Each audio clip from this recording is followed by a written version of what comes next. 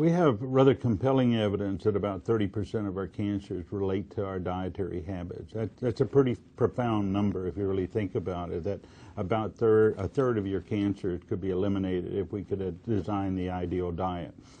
If you think about it, then you must assume that those foods are supplying some bioactive food component.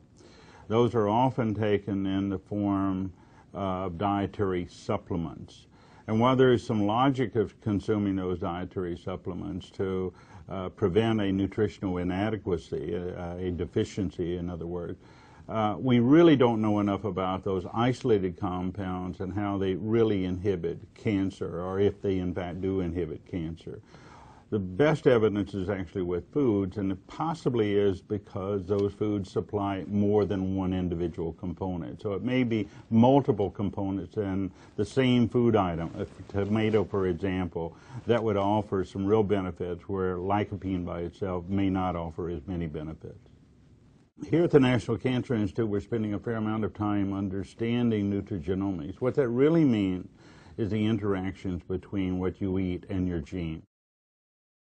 What we're really talking about is personalized nutrition when we talk about nutrigenomics. So we need to understand genetics and how it plays a role in determining whether you get a benefit or a risk from changing your dietary habits. It's going to take us time, but we still have evidence that going back to a reduced caloric diet, higher in fruits and vegetables, lower in meats, reduces risk of cancer. And those are things that we should still be talking about for the general population.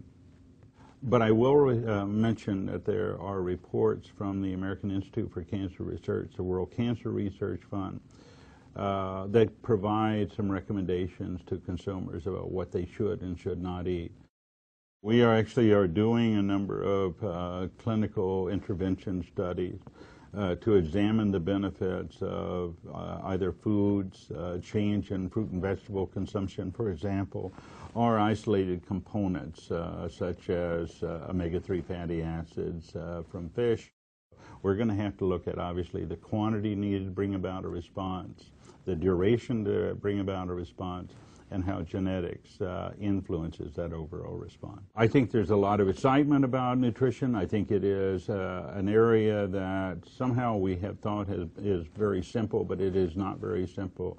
We need to spend a lot more time understanding what these foods are doing and under what circumstances, and I think we're headed for a bright future for doing so.